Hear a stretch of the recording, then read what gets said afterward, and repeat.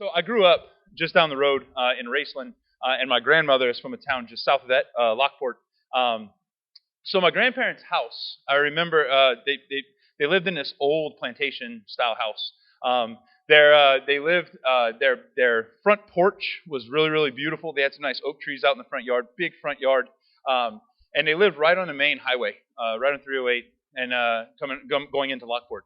So I remember as a kid, their house was one that kind of stuck out as you were driving down. Right, there's a lot of cane field, and then there's their house, and then it's a lot more cane field. Um, so one of the things that this did, it drew attention from people as they passed. In my lifetime, there were two times that my grandparents' house was on some kind of a movie production or a television production. The first was there was a wine cooler commercial that was shot with some old ladies sitting out on the front porch drinking wine coolers, just getting drunk, and I'm like, this is saying something about my family, I think, which is really fun. Might just say something about me, but anyway. That was the first one that I remember, and I was like little bitty. I might have been like just like late '80s, early '90s. Like I was young. The second one though, I was about 13, 14 years old whenever it was going on. They shot a movie at my grandmother's house. A guy from down the bayou wrote it. It was called The Scoundrel's Wife. I think it's been rebranded since then. But the story was it was kind of based loosely off of a true story or a urban legend, if you will. Back in World War II times, there were German U-boats that were found in the Gulf of Mexico. So a U-boat was a submarine, right? And one of the things that would happen where the belief is that the Germans had some people in the United States, namely in South Louisiana, that were trawlers that were going out and they were dropping barrels of fuel that would be picked up by the German U-boats. So the whole concept, the scoundrel's wife, it's a widow. She's trying to make money to keep things up. The rumor is that she was helping out the Germans and all this kind of stuff. So it was a story of the movie. In this movie, though, there were like some real actual actors. Like there was a guy, Tim Curry. If you've ever seen Home Alone 2, he's the bellhop. He's got a big smile. He's famous for some other movies as well, but we're not going to get into that. He was Tatum O'Neal, who was in Bad News Bear. Bad News Bear is the old movie way back when. Lacey Chabert, you might know from every Hallmark movie ever, and she is Gretchen in Mean Girls. So like it was just like some of these people who were like actually famous people, which was really cool. Were just kind of hanging out around my grandma's house at this time. Our family, what we would do is like the 3 weeks that the movie was being shot at their house, we would go and we would watch. And it was just really cool to see like the trailers and the production and like how they made in the middle of the day a scene that's supposed to take place at night look like it was nighttime. And it was just really awesome to see all this action and stuff. And basically because it was our grandma's house, we could do whatever we wanted and we had a lot of fun. We ate their food and we got in the way. I had one cousin who was bound and determined that he was going to be in this movie. He was swearing that he was going to be in this movie, and when he gets in this movie, he's going to be so good as a background extra that this is going to like launch his Hollywood career forever. And like he was going to make it big because he was in a movie in Lockport, Louisiana in the early 2000s, and he was going to like win an Oscar for being the best extra of all time, right? My cousin dreamed big. It was fun. Like, so we've gone through, and like we're around, we're riding bikes, we're getting in the way, we're getting yelled at, all this kind of stuff. We're having fun. But every single person this guy saw, he said, hey, if you need an extra, I'll be in the movie. Hey, if you need an extra, I'll be in the movie. It didn't matter if it was like the director or the guy who was cleaning the porta potties. He was going to tell them, hey, if you need an extra, I'll be in the movie. You need an extra, I'll be in the movie. I legitimately think, like in one morning, he had told about 50 people. And at a certain point, I'm just like, shut up. Like, please, just stop telling everybody how much you want to be in this movie. Please just be quiet, be quiet, be quiet. Don't you know? 3 days in, they needed an extra. And that curly-haired, big-mouth, aggravating kid was the one that they asked, and they got him in wardrobe, and sure enough, he was in the movie. I remember the day we went to see the premiere. It was in the movies in Houma. We go, our whole family's there. We're all excited because it's my grandma's house. We're like, whoa, look at that. Oh, look how they did this. Oh, all this stuff. We had so much fun with this movie. And sure enough, there's a scene where there's like a burn victim being brought into the house to get taken care of. And you see my cousin is just his face. And I'm like, that dirty dog. He just didn't shut up until he got his way. Best part was, he had braces, and in the 40s they didn't have braces like we had braces in the early 2000s. So they told him he had to keep his mouth closed when he was in the movie, otherwise they would see the braces and they couldn't take that out. So the best part is the only way they could get him to shut his mouth is to say, you got to hide your braces, right? So we go through, we watching this, and I just remember sitting there thinking, he got into the movie because he just kept going. He kept asking, and he kept asking, and he kept asking, and he kept asking, and when he was tired of asking, he still kept asking. He didn't need all 50 people to say we need an extra. He didn't need even a couple of people. He just needed the person who was going to make the call that they needed an extra to say, sure, we need you, come on in. Our gospel today, if we don't understand it in its proper context, if we don't understand who are the players and how this conversation is actually happening and how it actually plays out, what it looks like today is that Jesus is just a jerk. Jesus just kind of looks like a jerk. Calling a woman a dog and not listening to her. But if we understand the context, if we understand the social pressures and the social social climate of the day and where they are and who they're talking to, I think it actually will tell us a lot more than just like a jerk Jesus moment. So let's look at today's gospel. The first thing we hear is that they are in the district of Tyre and Sidon. Now, Tyre and Sidon, they are Gentile lands. These are not within the context of the Jewish religion. These are Gentile people, right? They don't follow the same God. They don't follow the same way of life. They don't follow the same dietary and restriction laws. They don't follow the same faith as the Jewish people. So when Jesus is walking through this land with his disciples, all of whom are Jews, what happens is that these people and him, they don't associate with one another. They don't really talk. They don't really reach out.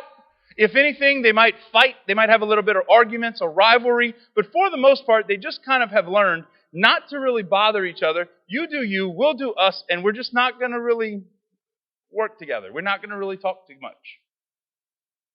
So Jesus and his disciples, as they're walking through these areas, if anything would come up, it would be more of a threat. But probably not. They're probably not going to get bothered.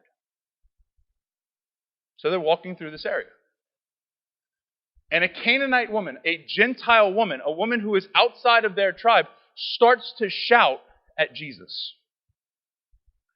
Starts to reach out and say, Jesus, King, Son of David, have mercy on me. Jesus, Son of David, help me. My daughter is tormented by a demon.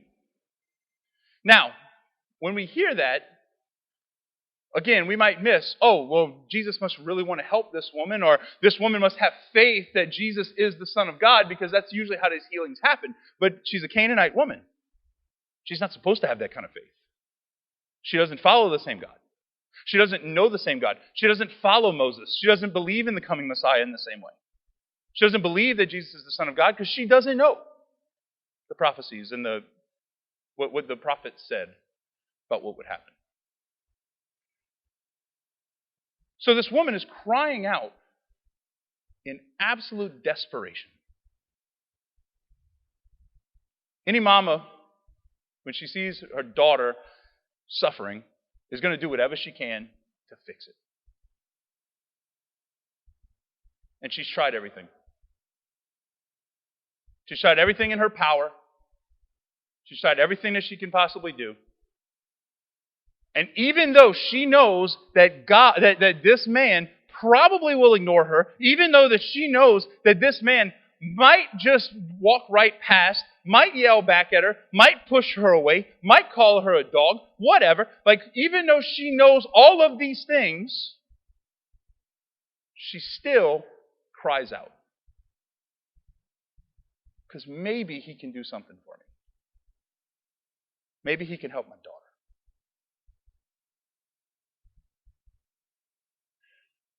Jesus doesn't owe this woman anything. If Jesus walks right past her and never talks to her at all, He's doing exactly what he's supposed to do.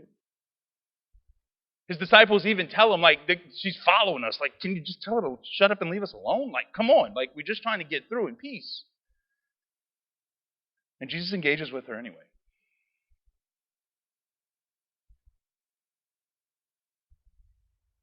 This woman is far from perfect. This woman is far from the person that Jesus would have been, like, that the culture would have said that Jesus was open to. And yet, she still calls out.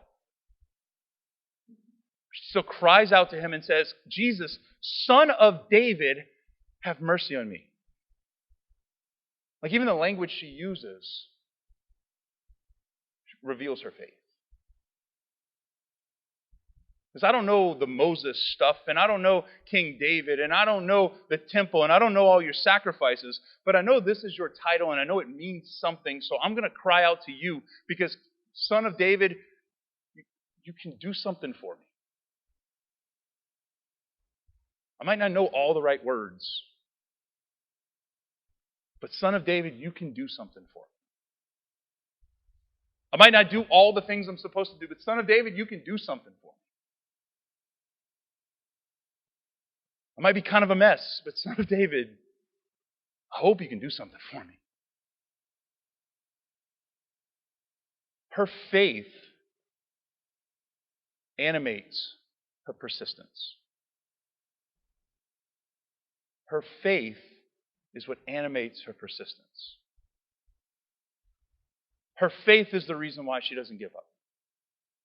Even though she feels like she's being ignored. Even though she feels like Jesus is playing games with her. Even though it feels like there's this, like, he's just being, like, obstinate towards her. Whatever she says, he doesn't really care. Like, even though she's struggling with this, her faith makes her persistent in her crying out. But it's her trust that keeps her close to him. I don't know about you, but whenever I'm struggling with something, or when I'm trying to decide on something, or when I'm moving towards something, like, a lot of times I might cry out to God and say, God, I really need your help with this. But is my faith animating it? Or is it more like a reflex? Is my faith animating it? Like, do I really believe that God is going to come through? Do I really believe that Jesus might actually care? Do I really believe that Jesus might actually want to do something in my life and fix something or change something or heal something? Or am I doing it just because my grandma told me a really long time ago that I'm supposed to pray? Or that, like, I need to go to church because I just need to go. Because I need to go get my cookie for the week, and that's good. Or like, someone told me to do these things, so I might as well do them. Like, is it that my faith is a contingency plan, or just like a safety net, or do I really believe that God cares about me enough to do something? Cares about me enough to touch my life and to heal me, or to fix something, or to invite me closer to Him, or for me to feel His presence in some way. That He might actually want to work in me.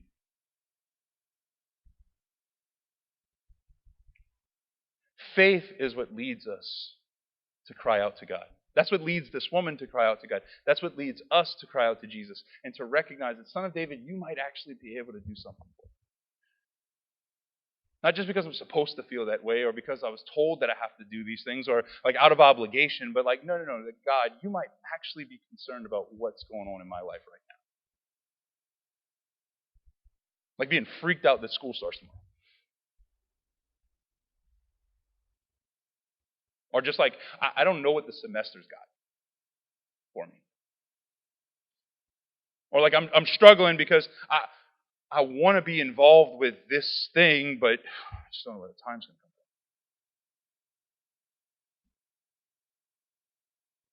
from. Or like, God, I feel like this is what you might be calling me to with my vocation, but I don't know where he is, I don't know where she is, or I don't know how the hell I would live that.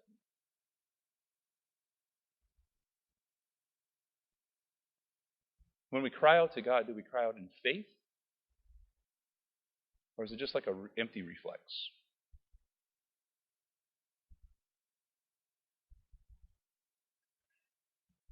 But after we cry out, after we reach out, after we ask God what we want to ask Him, most of the time the answer is not going to just be, here's the thing and good luck. Here's the thing and have fun.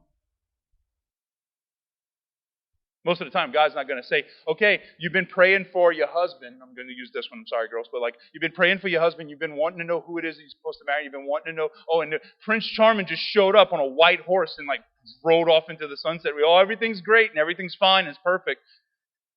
Because God doesn't want us to then run away from Him after. He wants us to draw close to Him and to stay there. That He could fulfill our desires, and He wants us to stay there. When I was able to go to Rome about 10 years ago. It was me, 2 other seminarians, and 1 priest. The priest had been to school in Rome. He had been there. He lived there for 4, 5, 6 years, whatever it was.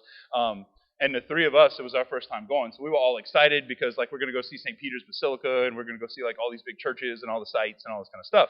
So I remember like the first day we got there, we're going to wake up in the morning and we're going to go to St. Peter's Basilica, biggest church in the world, beautiful, all like these dead popes are buried there and stuff. And it was just really cool, all these saints. That sounded weird, but you know what I mean. So like, we're Catholic, we're weird. Anyway, so like, I remember like we woke up, we were all excited, we ate a quick breakfast and we're going to walk and it's like a 30-minute walk. And we're all going, and we're like, great. I got my backpack, and ready for the day. And the other 2 guys are ready for the day. And we walk out the building, and we start walking towards St. Peter's. And like the other 2 guys are just out of excitement. They just go like girl mall walking speed, like boom, gone. And like me and the priest are next to each other, and I'm like trying to catch my breath because I'm fat and lazy. So like I'm walking next to him, and I'm just, and we're going. And at one point we stop at a corner, and I was like, why are we stopping? He said, because we got to turn left. And I said, okay, he says, look at these 2 idiots. I was like, what? He said, they're half a mile up the road and they have no idea that we stopped. And he said, I was like, you want to yell at him? He goes, nope, I'm just going to let them notice. So we just sat there and waited. And they kept going, and they kept going. And then we see these 2 little dots way off in the side look at each other and then look around and they're like, what the? And like we're back at the corner, like a block behind them, like, we got to turn left, like come on back. And you see them, they're like, oh, okay. And they turn around and they walk back. That's what you get when you get preached from Lafayette. Anyway, so like they come back, they meet up with me, they meet up with us, and then we turn left and we go. What happens? Once we're going to turn left, we start walking, and then all of a sudden we come to another spot where we got to stop. Where are the 2 couillons? Way up in front. Again, same thing. Come on back. And we turn again, and we turn again, and we turn again. And sooner or later they realize it's much easier if you just stay next to the one who knows where you're going. And don't try and run ahead. It's much easier if we just stay next to the one who knows where He wants to take us.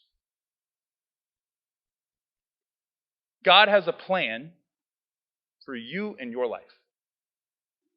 If you feel like that plan is already figured out and you're already living it, I'm telling you now, God still has a plan for you and the rest of your life. But what ends up happening so often is that once we get an idea, we run ahead. And then when we finally look up, we finally slow down, and we're looking for the Lord, we're like, where the heck is He? You're just waiting a couple of steps back. Faith leads us to ask and to be persistent in asking God. But it's trust keeps us next to Him. It's trust that lets God guide in His time and His direction where He wants us to go. Faith may lead to our persistent asking. Lord, I want you to help. I need you here. I'm struggling with this. Like faith is going to bring us and knock us to our knees and asking and begging God to help. But trust is going to root us on His hip, right next to Him. And it's going to let Him guide. So 2 questions for us tonight as we continue in Mass. First, as you're approaching this season in life, beginning of semester, time in your family, retirement, high school, wherever you are, wherever you find yourself right now, what is it that you're asking of God? You can ask God. You have the freedom to ask God anything. What is it that you want from Him? Where is it that you want Him to work? God, I'm tired of struggling with this sin. God, I need healing in this relationship.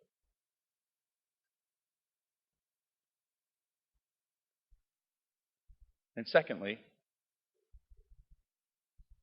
are you trusting Him enough to let Him drive? To let Him lead the way? We in our culture, in our world, we put so much trust in wrong things. And all the things we put our trust in, they fail.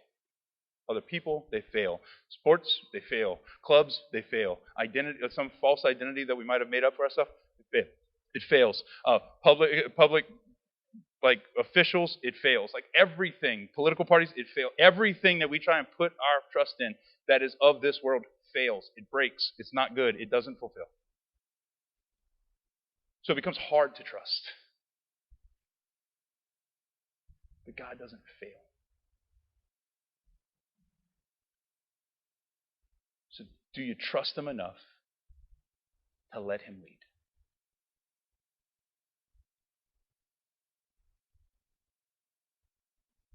When we come to Mass, this is what we're establishing. This is what we're inviting what we're invited into. A faith that cries out to the Lord, that tells Him and asks Him what we want persistently and doesn't shut up until we get it. And a trust that roots us in relationship with Him, where He initiates and He leads and He brings us where He wants us. May today our faith and our trust be strengthened by the Eucharist that we celebrate.